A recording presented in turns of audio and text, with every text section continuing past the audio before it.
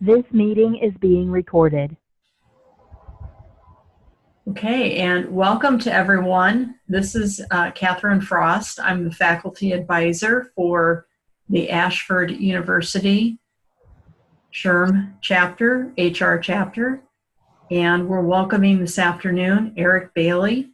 He has his presentation up on your screen right now. He's going to be presenting on the principles of human understanding. Stop trying to change behavior and understand it instead. We're very excited to have him presenting. He's a nationally known speaker and an author, and we were just talking about some of his work that he's been doing now in the Phoenix area with some of the things that have gone viral and with some of the police officers. So he's right there in the thick of sorting out some of the more recent conflicts. So this should be a very interesting presentation today. So welcome, Eric, and I'll go ahead and turn it over to you. Thank you so much. So one of my favorite quotes comes from Albert Einstein, and he said, we cannot solve our problems with the same thinking we used when we created them. And now this is often misquoted as Einstein's definition of insanity, doing the same thing over and over again, expecting a different result. Interesting thing is he actually never said that. He said this. And to me, what that means is that if you want to have different outcomes, then the process needs to be different.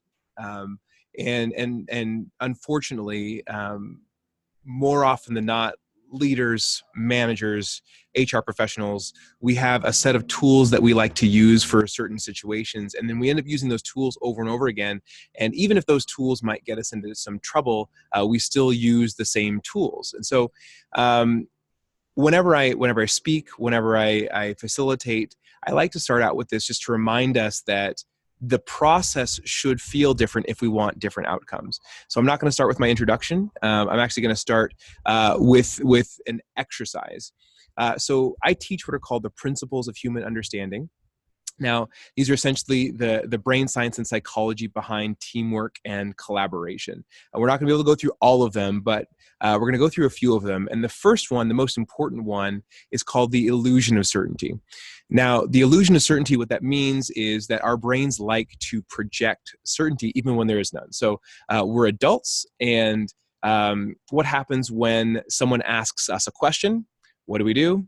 We answer the question. Now, sometimes we don't know the answer. Sometimes we just kind of make up something that feels right. That's the illusion of certainty. Our brain will lock in and make us believe that we know something, even if we only kind of know it. My mom calls that going to MSU, making stuff up. But it happens all the time. And so it's important to understand that can get in our way as we're trying to actually solve problems. So let me just ask you a couple of questions now that you understand the illusion of certainty. First question I want to ask you is, what is the first U.S. company worth over $1 trillion? For all of you old enough to know who that is. Now, you don't need to say it out loud, obviously, because everyone's muted, but on a scale of 1 to 10, how confident are you that you know the answer to that question? And so kind of put yourself on that scale. In most situations, people are usually around 4 or 5 in confidence after I start to explain the principle of illusion of certainty. So just kind of note that number for yourself. Now, if you said Apple, you are correct. If you said Amazon or Microsoft, you are incorrect. Apple used to be the most valuable company in the world. It is not any longer. They took a stock slide in this last year. Now, second question here. If I showed you the Apple logo, would you recognize it? Without looking at your phone or the back of your computer or iPad or anything like that. Once again, on a scale of 1 to 10, how confident are you that you have the right answer, that you'd be able to recognize the Apple logo? At this point, using my power of telepathy, how do you say that? I'm assuming everyone's about 7 or higher in confidence. So with your newfound confidence, please tell me which one is the Apple logo. Can anybody answer that question? Now, getting it right really isn't the point. The point here is you are probably experiencing the illusion of certainty fading away. This idea that, yes, I know the Apple logo, and then you look at it and you say, oh dear. That is what I want you to remember, is that experience that you felt looking at this list of numbers. Now, the illusion of certainty is also the thing that is going to have you try to fight to be right, to try to guess and get it right to win. And some of you are probably looking at the backs of your phones to match it up to see if you can get it right. Again, getting it right isn't the point, but those of you needs to understand a right and a wrong. Number 9 is the correct answer. But the point of all this is that you may come into a session like this and you say, I know what to expect. I've been to so many of these before. Eric, I know what you're going to say. Maybe that is the illusion of certainty. The illusion of certainty has to say things like, I know. I want to remind you that maybe you don't. Maybe you don't. And it's really important to understand that and hold on to that, because the only things in life that we can learn are things that we don't yet know. And the illusion of certainty has us believe that we know everything. And if we know everything, we can't learn anything. And that's a really powerful motivator in our society right now, is this idea that we know everything. And what I want you to do throughout the session is I want you to hold on to the idea that maybe there's something left to learn. Maybe you've done some similar research to what I've done, or you've read some books and you know 90% of what I'm talking about. Fantastic. What I want you to do is I want you to focus on the 10% you don't yet know, because that's your opportunity for growth. Because development isn't about what you already know. It's about what you don't yet know. I used to run a lot of leadership development training courses, leadership development book clubs. And what I found, almost every time a really powerful insight was shared to the group, the very first comment back was, oh yeah, I already do that. I'm good at that already. So instead of looking to all the things that we already do perfectly and amazingly, development is when we start to look at the things that we have an opportunity to grow. All right, that's my Einstein. Get out of the way, do things differently. Now, who am I? My name is Eric Bailey. I'm the president of Bailey Strategic Innovation Group. We're a consulting firm based out of Phoenix, but we work all over North America. I'm also very recently a best-selling author, and we'll talk about my book a little bit later. But I am also a recovering HR person. I did HR for about 3 years on the OD side, organizational development side, for a healthcare firm out here in the Phoenix area. And I learned a lot. We had a very small HR team. We were about 2.5 people for an organization of 1,000 people. So even though I was on the OD side, I had responsibility to implement new HRIS. I had to run benefits fairs, and I didn't know anything about benefits, so I had to learn really rapidly. So I understand HR folks. You are my people, so I'm excited to be speaking to you guys. Some cool things about me: I am honorary commander for the 63rd Fighter Squadron at Luke Air Force Base. So this is me and my wife in front of an F-35. F-35 is the coolest, most technology advanced jet out there. Now, as a part of the program of honorary commanders, I actually got to fly an F-16. So this is a little animation of the video of me flying an F-16. Yes, that's another F-16, like ridiculously close. Now, just to be clear, I'm in the back seat. It was a trainer, so I'm in the back seat. But at one point, my commander Demon gave me the stick and allowed me to do barrel rolls. So this is me doing a barrel roll in an F-16. Now, if you watch this GIF too many times, you will throw up just like I did. So I'm going to move on from that. But actually, I cut my teeth doing consulting with Kotter International. I did change management consulting all over North America. If that name kind of sounds familiar, it's because it's named after Dr. John Kotter. So I worked with him. I worked for him for about a year. He's a Harvard professor of 45 years.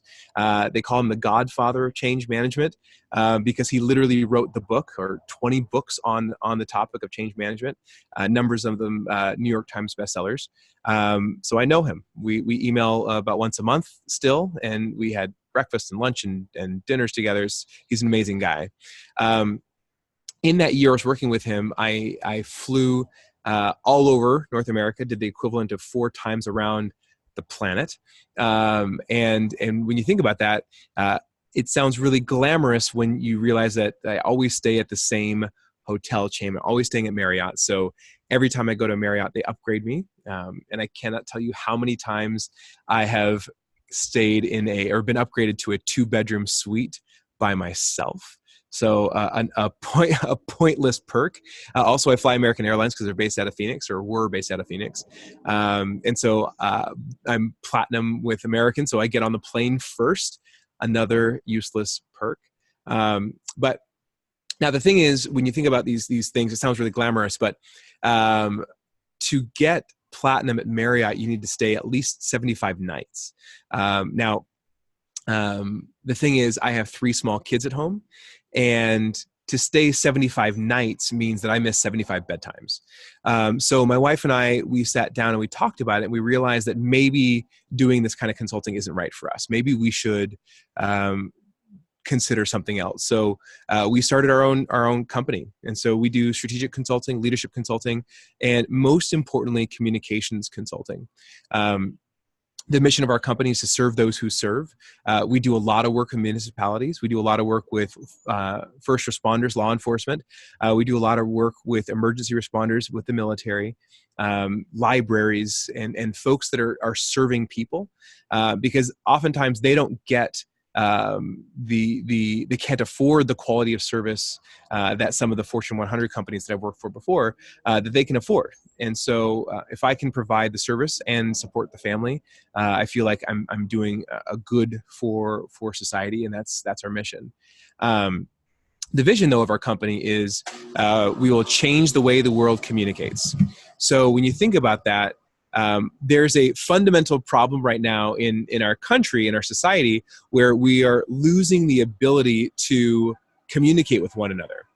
It's really difficult. You notice a lot of people are doing this thing where they stop communicating with one another, especially when it comes to political issues. There's the thing that they call the unfriend. And so I don't know if you've done the unfriend or not. But unfriending happens when there's some fundamental misunderstanding, just very small, usually political in nature. And because of that misunderstanding, we say it's no longer worth my time or my effort to continue the conversation. We just cut off the relationship right there. Now, the problem with that is if we continue doing that, and the folks that we're cutting off, they're doing the same thing, right? What we end up doing is we end up surrounding ourselves with people who think like we think and know what we know. And the same is happening on the other side. So those people, they're surrounding themselves with people who think like they think and know what they know. But if you remember that the only things in life we can learn are things that we don't yet know, then if we surround ourselves with people that know what we know, we stop learning. And if you understand these principles of human understanding, if you understand how to use these tools, you can then have a conversation with someone whom you are diametrically opposed politically and still be productive. You don't need to agree with them, but you can understand them. And if we do that, we can change the way the world communicates. So what are we doing here? I mentioned that I'm a recovering HR person, and I know that HR is a support organization for the company as a whole. And so the company is really looking for results. And so HR looks at the behaviors that impact those results. And so what we want to do oftentimes, we want to change these behaviors that aren't working right and want to reinforce those behaviors that are working well. And so we do trainings, we do discipline, and we have rules. Now, working in HR, I understand that there's this really weird discrepancy between what economists tell us and what we actually see every day. So economists tell us that all things being equal, people will behave rationally. And in HR, if you've spent any time in HR doing employee work, employee relations work, you know that most of the time people behave irrationally. If you haven't yet worked in HR, you probably can recognize this in relationships with family members, relationships with spouses or other coworkers. People don't behave rationally.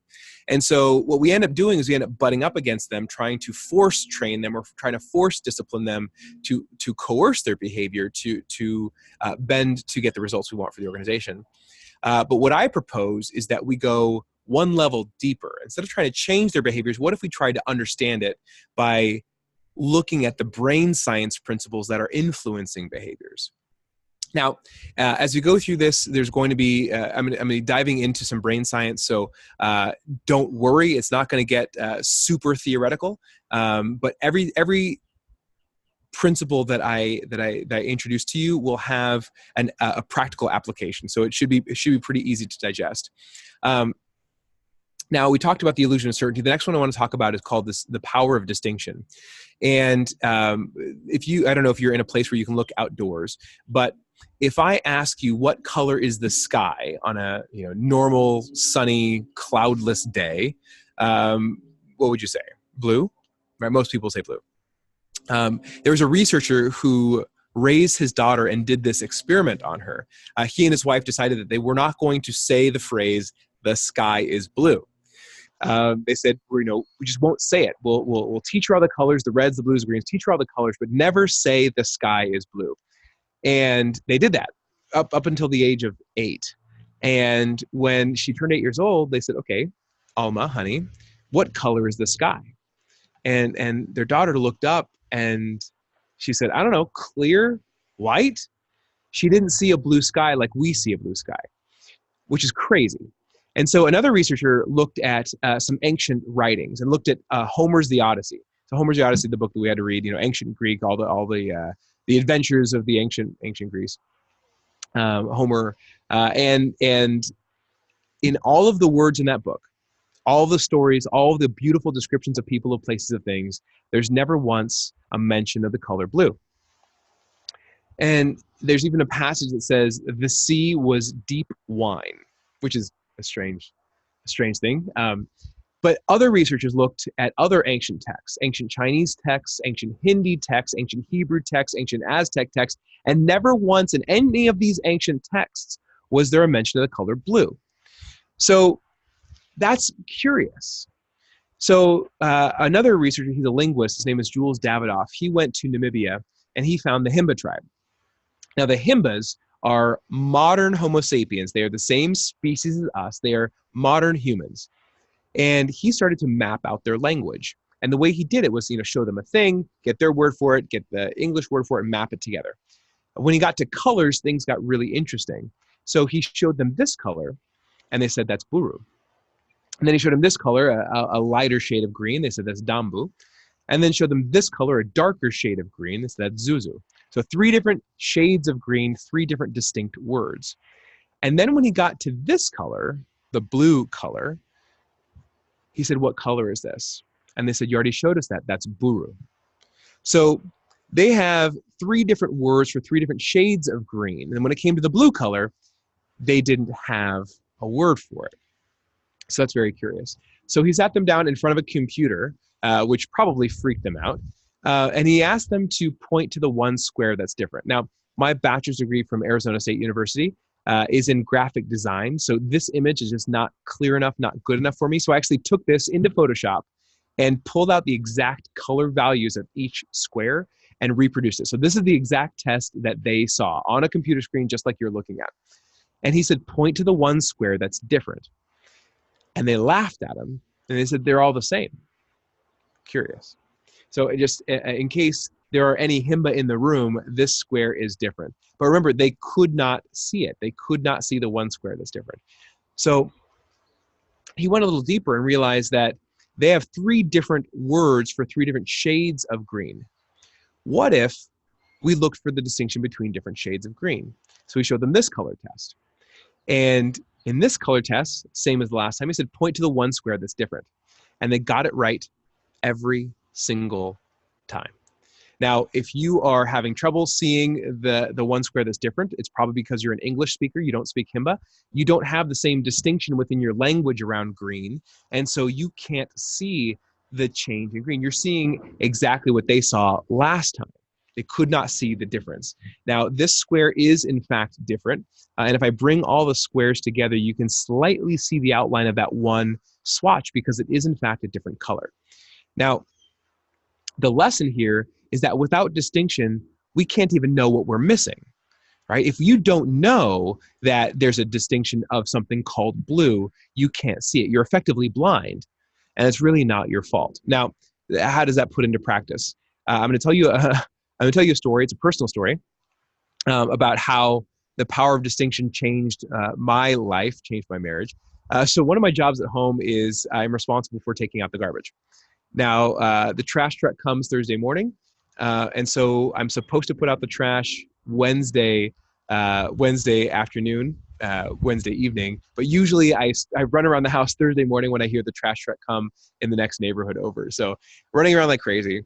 One Thursday afternoon, my wife comes up to me and says, "Eric, I got a pet peeve I want to talk with you about." And I'm like, "Oh dear," because pet peeve is like our language for I'm mad, but I'm intentionally not angry. And so she says, "You know the downstairs bathroom trash? You never put it away when you're done with it." And I'm like, I guess maybe if I'm in a hurry, maybe I'll leave it out. I'm so sorry. I will work on that. I will work on it. So the next Thursday comes around, and I'm running around like crazy, and I hear my wife's voice in my head, and so I know, put the downstairs bathroom trash away. It bothers her. So I put it right there between the toilet and the sink. And I'm really proud of myself at this point because, I was able to listen. I'm a good man. I'm a good husband. That afternoon, she comes up to me and she says, "Eric, I thought we talked about this." I'm like, "Talked about what?" And she said, "You didn't put away the downstairs bathroom trash again." I was like, "No, I know I did. It must have been the kids."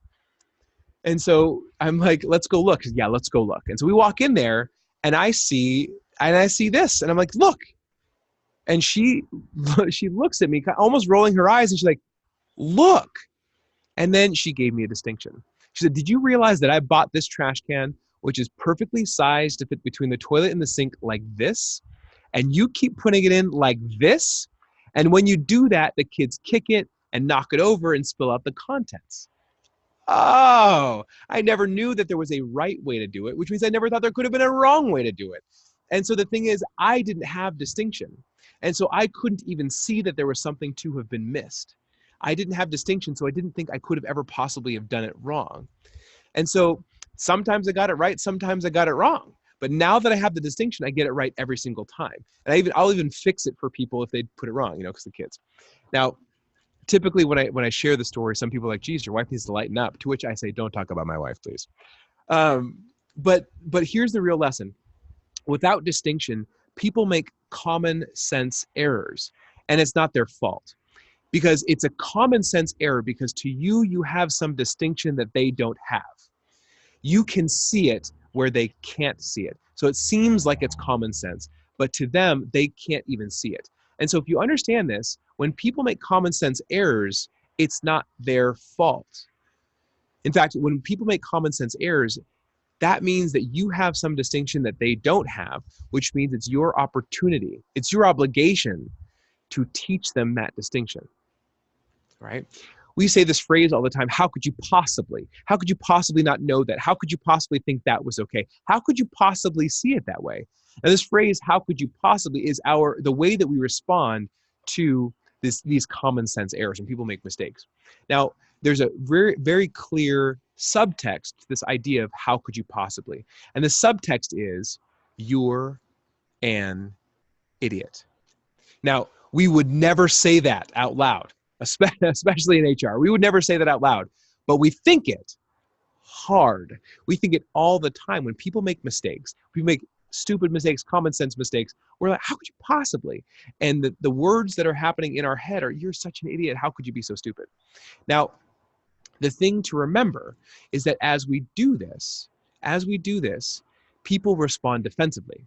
We say, "How could you possibly?" And they respond defensively because they feel that subtext. It comes through in our tone, it comes through in our eye rolls, it comes through in our affect, it comes through, and people respond to that.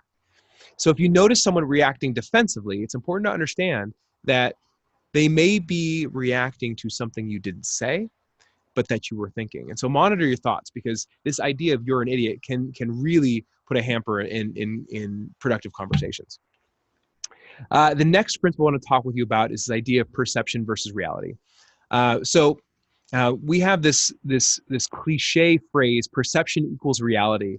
And we say it all the time, perception equals reality, perception equals reality. Now, the problem is it's a lie.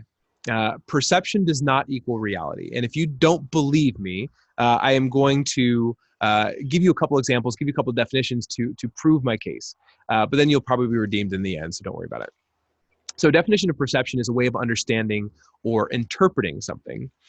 The definition of reality is the state of things as they actually exist, rather than as they may be perceived or might be imagined. Now, if you read that definition, the state of things as they actually exist, rather than as they may be perceived, in the definition of reality, it says, not perception.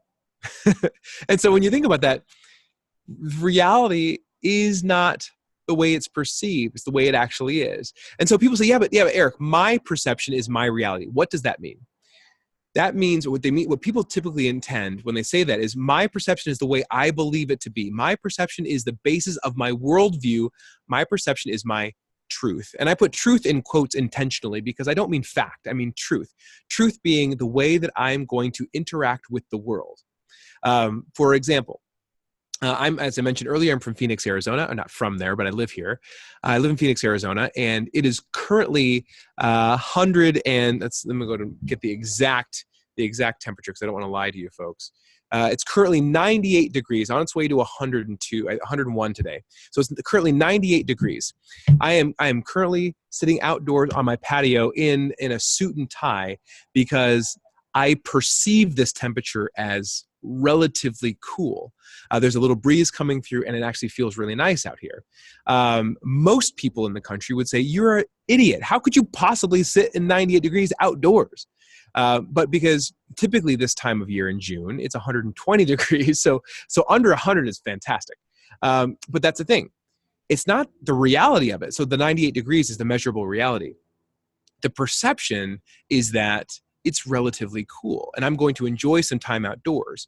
Now, other people may perceive this temperature as swelteringly hot and, be looking for water and being in a swimming pool.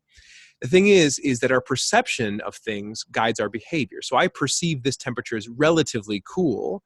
And so I am behaving in a way that is commensurate with that perception. I'm wearing a tie and a shirt and a vest because it's not that hot. Other people might be just, fanning themselves, behaving differently. So when you think about that, it's not that perception equals reality. It's that perception's more important than reality because our perceptions guide our behaviors. Our perceptions guide the way that we interact with the world. Now, if you don't quite believe me yet that perception doesn't equal reality, I'm going to show you this image. So it's an image with a bunch of purple dots going around in a circle. And I apologize if it's jerky because of the internet speed, but you got a bunch of purple dots in a circle, arranged in a circle like a clock, and they're disappearing at regular intervals. Now, what I'd like you to do is stare at that cross in the center for just a few seconds, just a few moments. And after a while, you'll see either a bright white or a bright green dot going around that circle. Now, if you keep staring at that cross for a few more seconds, eventually that green dot will slowly erase all of the purple dots from your vision, and all you'll be left with is a green dot going around a circle. Now, when you get to that point, just kind of blink your eyes a little bit, shake your head, and look around. The purple dots are all still there, and the green dot, in fact, is not there. Now, what's going on? Now, it's obviously an optical illusion, but what's going on here is that we are humans. We are Homo sapiens.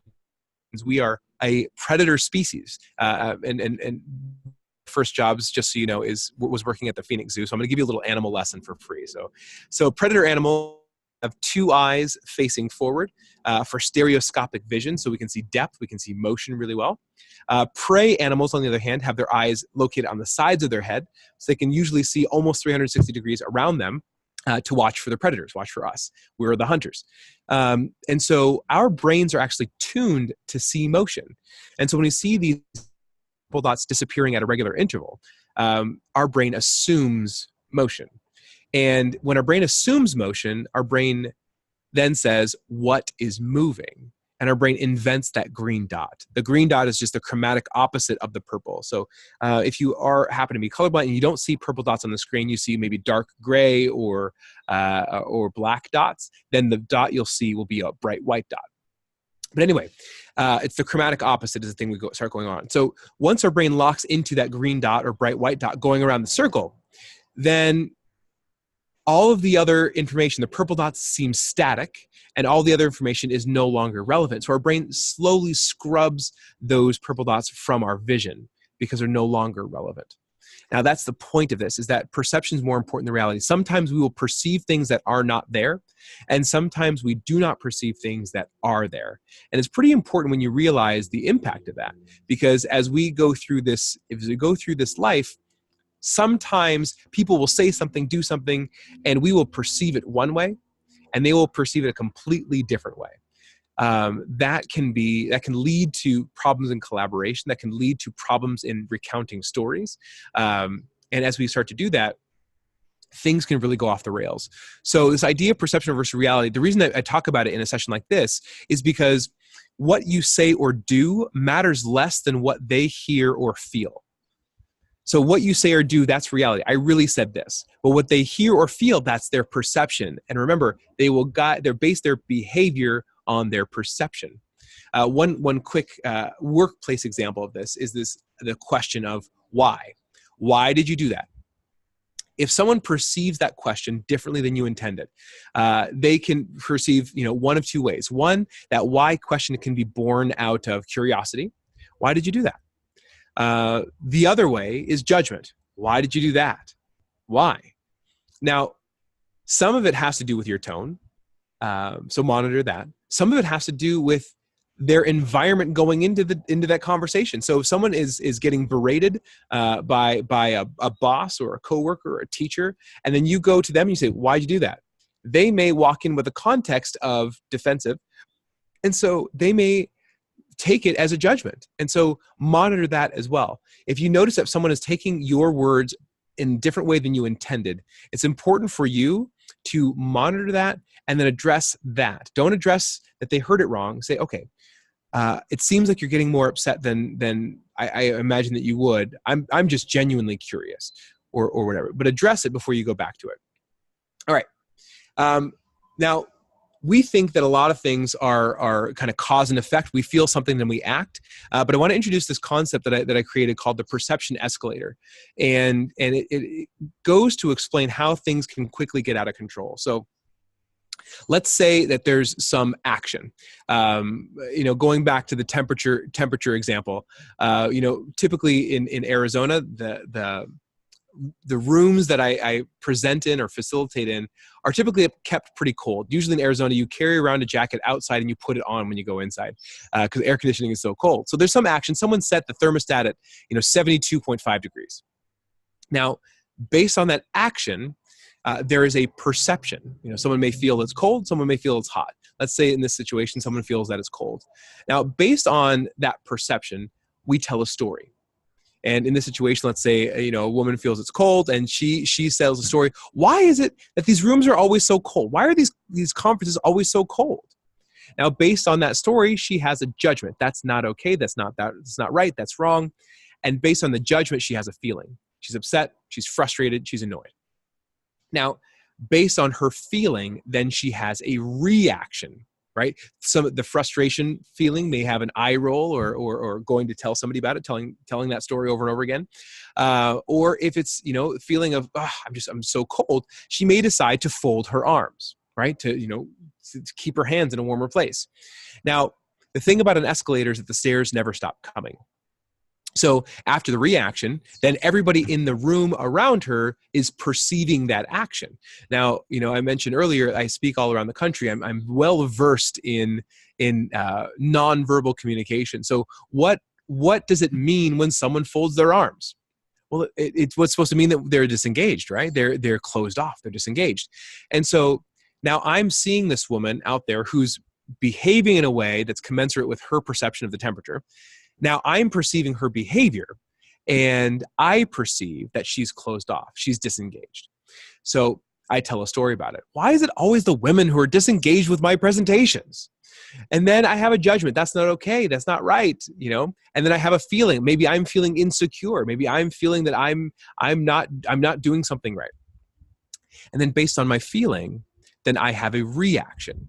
Now, what would I do to get someone re-engaged if they were disengaged? Well, I give them laser-focused eye contact. I would, walk around and maybe, tap their table if I'm feeling bold, right? And I do all these things to re-engage this thing that I think is happening.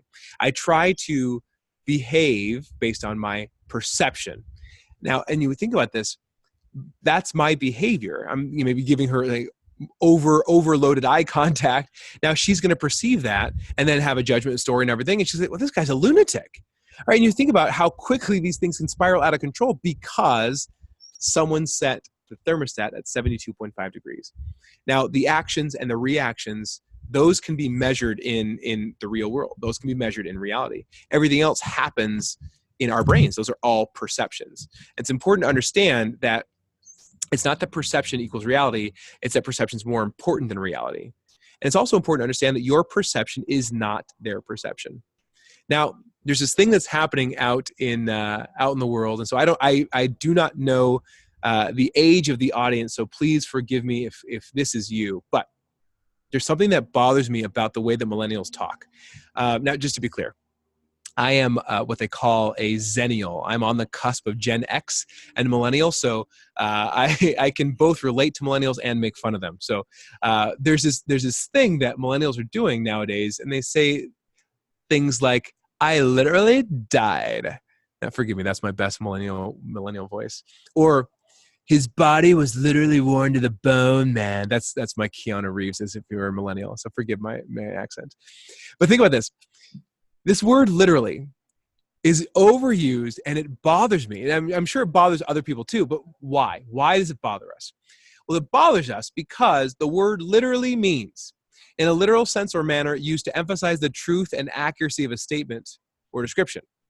Now, when I hear this used, I say, how could you possibly use this word incorrectly, right? You idiot. That's what I'm thinking. Now, did you know, to everyone else who's offended by this, did you know that there's a second definition of the word literally? And that second definition says, in effect or virtually, used in an exaggerated way to emphasize a statement or description that is not literally true or possible. In effect or virtually. That second definition of the word literally is figuratively. Now, mind the illusion of certainty, because a lot of people who I tell this to, they get really defensive. No, that must be the new millennial dictionary or urban dictionary, and it's not. In fact, that second example that I gave, "his body was literally worn to the bone," was written by Charles Dickens in 1839. So the entirety of the use of the word literally, since its inception, has been both to mean literally by the letter, but also to add emphasis. And so we think about the way that the world makes sense to us, the way that we perceive the world. It's important to understand that other people do not perceive it the same way. And this happens because your experience of the world is not their experience of the world. And if you want to understand their experience of the world, it's going to take some listening. It's going to take some empathy. But more often than not, what we do is we assign them the judgment of they're stupid. All right. Moving on to the next, I want to talk about purpose and process. So purpose is the why or the result, and process is the method or the how. So bosses that tend to lean on purpose, we call them leaders. Bosses that tend to focus on the process or the how, we call them micromanagers. Now, to understand the difference between purpose and process, I'm going to tell you another personal story. So I am an introvert. Yes, introverts can speak, for everyone who's surprised by that. I'm an introvert who speaks for a living. We can all get over that in 3, 2, 1, moving on. Now, my wife, on the other hand, she's the CFO of the company, and she is not an introvert. She is a very strong extrovert. So she spends her time focusing on invoices and billing and all the paperwork and contracts. So she's on her computer all the time. Typically by herself while I'm out facilitating with large groups of people. Introverts, if you don't know the difference between introvert and extrovert, I'll give it to you pretty quickly. Introverts tend to gain energy and prefer solitude. Extroverts, on the other hand, gain energy and prefer to be around other people, gain energy with other people and prefer to be around other people. So at a party, introverts can do great at a party, but afterwards we're wiped out. Extroverts love a party, and after a good party, they're just nonstop talking the entire way home. So let's say that it's a Friday, and I've been facilitating, let's say, a leadership development seminar all day, and I'm just wiped out. And it's date night. What do we do? We've got babysitting lined up. What do we do? Well, my wife wants to go dancing, and I don't want to go dancing. But then she's like, no, I really want to go dancing. I'm like, no, I really don't want to go dancing. No, I really want to go dancing. Are you embarrassed? You don't want to take me dancing? Like, she doesn't really talk like that, but you know what I'm talking about. It's like, no, I don't want to go dancing. And so we find ourselves in the middle of a debate. Now, debate is really interesting because when we debate process, not purpose. We debate the method or the how. We don't debate the why. So what we end up doing is end up debating the rightness or wrongness of her idea versus my idea. We end up debating who's right, who's wrong, and we end up trying to prove the other wrong, and we try to win. Now, when you think about that, what we truly need is we need to align our purpose. We need to look for common desired results. Not terribly difficult to do that, but it's important that we do it. Now, when you think about that, how do you find common desired results? Well, there's a bunch of different methods. The simplest one that I've found and that I use is just asking two questions. The first question is, what do I truly want? What do I truly want? Now, quick word of warning. If you ask yourself this question and the answer is, I want to win, just shut up. Just stop talking. Because what you're going to end up doing is you're going to end up saying something that you regret or something that's going to make them frustrated. Because winning should never be the point in any collaborative exercise, whether it's with a spouse or a coworker or a boss or employees. Think about that. If I'm the winner, then that makes her the loser. And our relationship is not stronger for having a loser in it. The company is not stronger for having a loser in it. So if you want to win, just stop having the conversation. Whatever fallout happens from stopping the conversation is not as bad as whatever fallout happens from you saying something you're going to regret. All right. Now, in this situation, what do I truly want? I want to spend time with my wife. Also, I want to be in a quiet environment. I want to recharge my batteries. That's pretty much it. For those of you who say, no, Eric, you said you wanted Netflix. No, Netflix is the how. Netflix is the method by which to achieve something else. And the thing I want to achieve is a quiet environment with my wife. And the reason I know that Netflix isn't the thing that I truly want is because think about every time you open up the Netflix app on your phone, what do you look at for the first 3 minutes? You scroll through all the movies and shows you're not going to watch right now. And so you think about that, it's not Netflix. Netflix is the first thing I thought of to get there. Second question is, what do they want? What do they truly want? Now, this requires empathy. You need to get inside of someone else's experience to understand this. So what does my wife want in this situation? Hopefully, she wants to spend time with her husband, but she wants to be out of the house. She wants to be among people. That's pretty much it. She wants to be out of the house with her husband, among people. Now, when you look at that, can we find mutual purpose, mutual common desired results? I want to spend time with her. She wants to spend time with me. That's easy. Whatever we do, spend time together. I want to be in a quiet environment. She wants to be out of the house among people. Well, can we get creative and find an environment that's quiet, that's out of the house, and it's among people? Well, of course. We went to the movies. And when we went to the movies, I got to recharge my batteries a little bit. Now, the thing is, only when we let go of our idea could we actually get to the point of getting creative to solving the problem. Okay. Now, after we went to the movies, my batteries recharged a bit, and then we went and sat on a patio and had ice cream and talked. Well, I didn't talk. She talked. But we just sat and talked. And that's what happens when you let go of the idea. Letting go of that first idea being the one true right idea and realizing there's a million different ways to accomplish this. This was just the first one that I thought of. Almost any debate can be solved by finding mutual purpose. And now I'm going to bring up something that some people have a hard time listening to because they're so gun shy about it. But even political debates like the wall. You know, we've got two sides of a debate. Build the wall, don't build the wall. Build the wall, don't build the wall. Well, if you realize that the wall is a method to achieve something else, then you can go a little deeper and start to understand how we can find common desired results. Now, let's look at one side. So one side says, build the wall, build the wall. Why? What do they truly care about? Well, they want security. They want national security. Folks that are advocating for building the wall, if you ask them why they're passionate, they're concerned about security. And we can all pretty much agree that security is a good thing. Now, look on the other side. We have people who say, don't build a wall. Well, what do they really care about? Well, they want fiscal responsibility. Okay. So we have one side that says, we want security, and we all agree that's a good thing. One side that says we want fiscal responsibility, and we can all agree that's a good thing. Well, when you realize it, we're all on the same team. A lot of times what we do is we look at the differences between us because we're focusing on the process, not the purpose. And when you go one level deeper and you ask folks and you look at what their real result that they want to get, you can understand that purpose it can be the same as yours. Now, what we have to do now is go that level deeper and identify what is the common desired result. How can we then get creative to achieve that common desired result? Understanding that there's a million different ways to get there. Only when we let go of the idea that our idea is the one true right idea, that's when we start solving problems. Otherwise, we're just going to get stuck in debate forever. Now, this is, I'm not going to try to go conspiracy theory on you, but there are probably people out there that want us to get stuck in debate. They want us to get mired in debate. They want us to not solve problems. All right. Now, I was going to have us watch a quick fun video, but I'm not exactly sure how the audio share is going to work. So I'm just going to skip over it. But I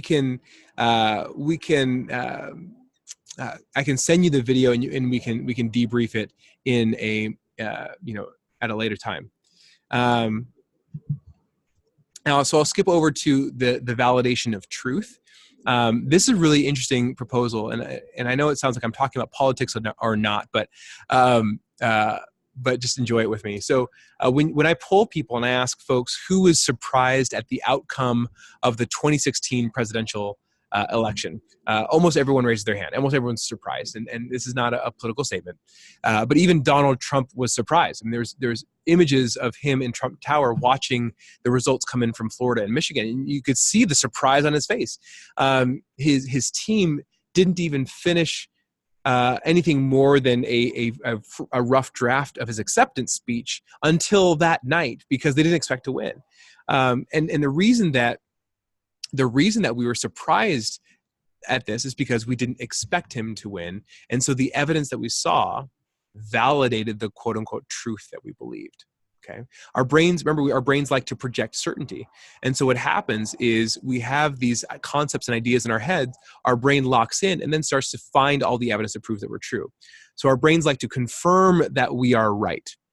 So an example of this is 3 days before that election, there were two articles posted, one posted by Huffington Post and one posted by 538.com.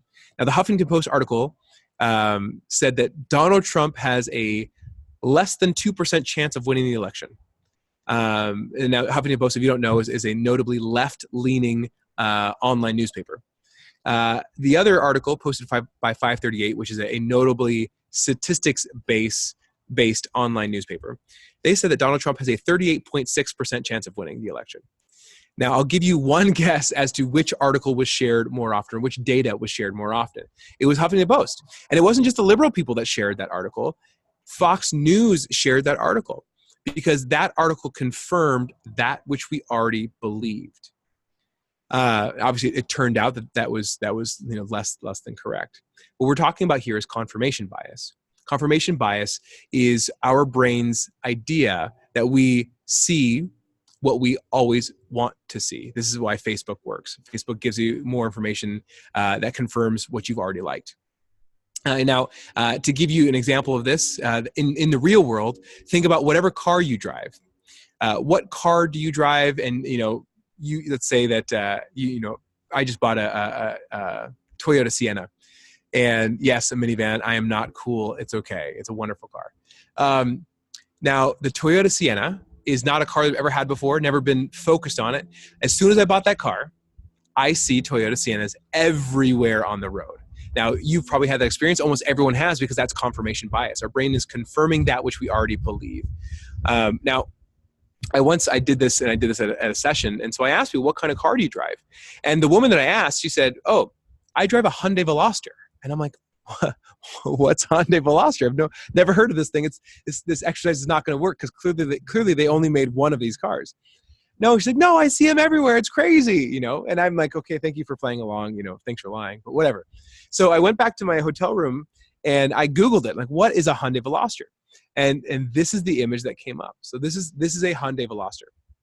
It's a funky, it's actually a 3-door car. So on this side, you can see here, there's 2 doors, but on the driver's side, there's only 1 door. I don't know why they only have 3 doors, but anyway, that's a Hyundai Veloster. And so the crazy thing is since that moment when I talked to that girl about the Hyundai Veloster and I Googled it, I start to see Hyundai Velosters everywhere. And it got so bad, I was like pointing out to my wife every chance I got. But it got so bad, I'm like, people need to know that I see Hyundai Velosters everywhere. And so I started taking pictures of them whenever I could take pictures safely. Now, this is a collection of Hyundai Velosters that I saw over the course of about 2 weeks, because they're everywhere. Now, here's the interesting thing. I've now said Hyundai Veloster like 18 times, and now you're seeing all of my images, about 25 images of Hyundai Velosters. You are going to see a Hyundai Veloster today. And when you do, I want you to remember, Eric was right. No, I want you to remember that there's something left in this world to learn. Every time you see a Hyundai Veloster, let that be a reminder to you that there's something left to learn in this world. This is my way up to that conference.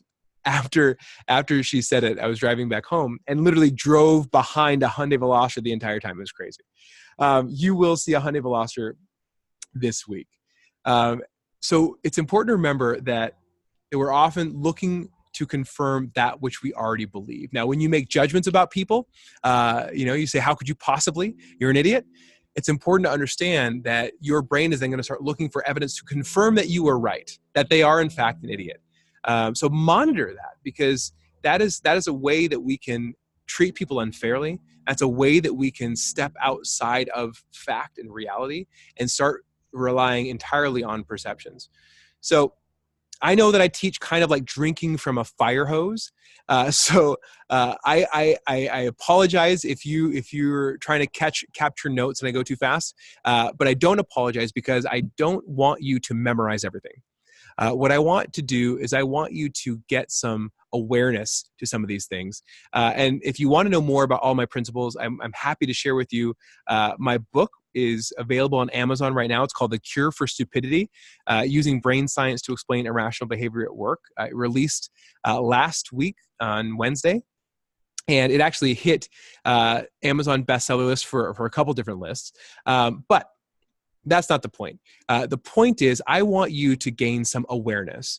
Now, awareness is a very powerful tool in your toolkit. I want you to be aware of some of these things. Now, the way that we're going to explain awareness is I want you to look at this image that's on the screen now. Now, in this image, there is something to be seen. There's something that will be perfectly clear. As soon as you see it, it'll be perfectly clear. It won't be ambiguous any longer. Now, I'm going to give you a couple of hints to make sure that you can see it, make sure everyone can see it. The first hint is I'm going to drain all of the color out of the image. The first hint I was going to say is look for a cigar. So the thing you're looking for is a cigar. It is right in the center of the image. Now, I'm assuming a few of you got it already. Now, the second hint, I'm going to drain all the color out of the image. Now, hopefully a few more people can see it. Now, I think I can annotate the screen here, so I'm going to give it a shot. It's my first time doing this.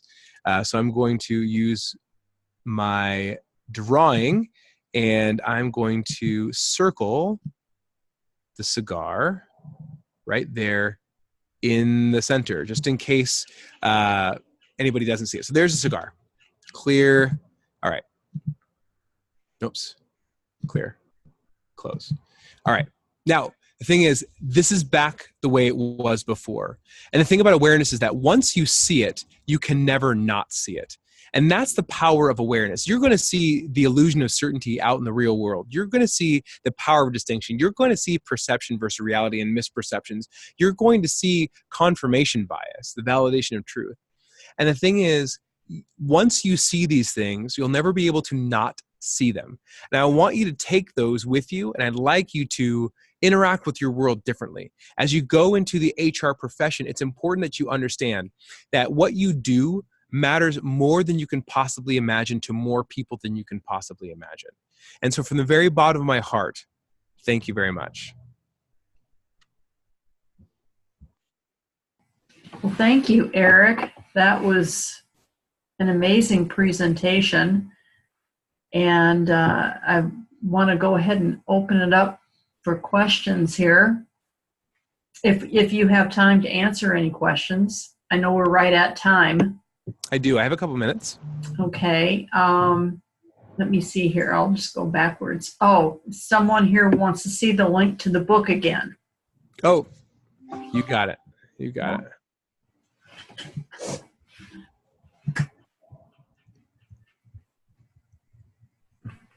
It's thecureforstupidity.com. And that goes straight to Amazon. Yes, and I was going to say that's where I ordered mine, and it actually came to me quicker than it was supposed to. So, fantastic. Yeah. It's very readable. Okay, so that was one. Let's see here.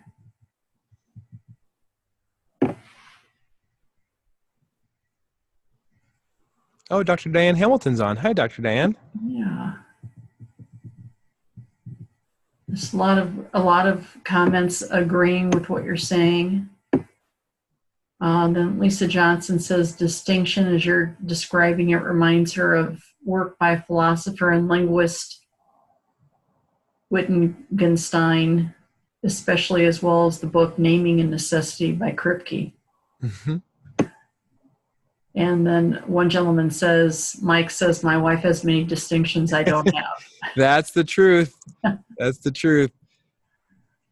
And then Lisa says, selective seeing, selective hearing, selective cognition in general, alas, we are humans. Apparently the AI we design also has these limitations. Powerful points, Eric. Thank you so much for an engaging session and for SHRM for sponsoring. Must run to another meeting. Okay, let me see here. It's interesting, the idea of artificial intelligence. I actually was just communicating with a gentleman who works on the IBM Watson project. So IBM Watson is the, IBM's artificial intelligence, and the idea of, can you teach a computer to recognize an image of a dog? And if you think about it, how would you describe a dog? And most folks, say, okay, 4 legs, nose, long ears, whiskers, and it's like, okay, great. You just described a giraffe. Like, and it's like, okay, well, no. I mean, short legs. Okay, you described a cat. And so the descriptors that we use, because a lot of these things they're so ubiquitous to us, when you start to think about how you can teach a computer these things, it's the same concept of trying to teach someone who doesn't have those distinctions. So this, Mike saying that my wife has all these distinctions that I don't have, that's absolutely true. And one of the things that gets a lot of relationships in trouble is people assuming that everyone has the same distinctions that they have. It's actually called the curse of knowledge. And that, if you tell someone where you live, you just assume that they have all of the contextual information and all the history. So it should be pretty easy to find your house, but they don't, they have, if they're starting from a completely different place, it's very difficult. Mm-hmm. Yeah, exactly. We do have a question now from Dr. Diane. Mm-hmm. Thank you. And what things do leaders need to do to be sure they develop empathy to understand his or her followers' perception of things? That's a great question, Dr. Diane.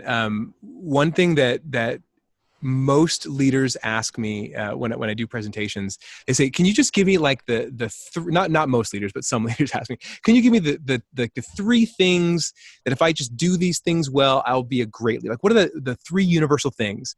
And what I've found is that is an impossible task, because with the infinite variability of humanity, as many people as you lead, there are that many different ways to lead. As many people as you lead, there are that many ways to engage them. And so when you think about how can leaders develop the ability to empathize and learn other people's perceptions, it's very difficult, because you have to humble yourself enough to step outside of your own perceptions, but also you need to go to them and learn how they're perceiving things. So the greatest opportunities are when there are misperceptions. So if you say something, you intend something, and someone goes a completely different direction with it, that's an opportunity to go learn, okay, what about the words that I said made you think this? And don't go at it like as a punishment, because that's oftentimes, leaders will do that. But if you use it as an opportunity to learn their unique style, then you can start to understand. A lot of it has to do with personal history as well, because if someone has a history of working for a very micromanager boss, and they work for them for 10 years, and then they come to you every 5 seconds asking for permission or asking if this is okay or that's okay, and we don't understand their context or their history, then we're like, what are you doing? Like, I hired you for this expertise and you're coming to me every time. Well, if we don't understand their background and their history, then we won't understand how they're perceiving the world, and we'll jump to that conclusion. You're an idiot. But doing that step and taking that opportunity to go into their experience and learn their opportunity or their way of seeing things gives us the chance to actually learn another human. Mm-hmm. Yeah, exactly. I think each person, you have to take time to talk to each person when possible. Okay, she says, awesome, thanks. Okay, I think that might have answered everything we had in the chat. Excellent. Well, Excellent. Well, thank you so much. I would love to come back and do it again. So I obviously had fun, if you couldn't tell. Yeah. But yeah, we'll do it again. Yeah. Well, I think we had talked about that. So I'm hoping we can have you come back one or possibly two more times yet this year and continue the conversation, and hopefully have more stories and success stories to share. Maybe with some of the people from this session that have used some of the things that you've recommended now. Excellent. Yeah, pick up the book and please, if you do happen to pick it, not everyone has to, and that's not what I'm trying to push. But if you do happen to pick it up, if you could email me, or I think I'm in the LinkedIn group, so shoot me a message, or leave a review on Amazon, because this is the first time I've ever put something like this out into the world, and I love hearing feedback. As a lot of folks get hesitant to receive feedback, especially critical feedback, but I'm in a position where I teach people how to give and receive feedback all the time, and I rarely get feedback. So please, if you do happen to pick up the book, please give me the feedback. I love to hear it. Yeah. Okay. Well, thank you very much, Eric, and we'll let you get back to your cool weather day. Thank you. And you and I can talk again here soon. Absolutely. All right. Thank you. All right. Bye. Bye.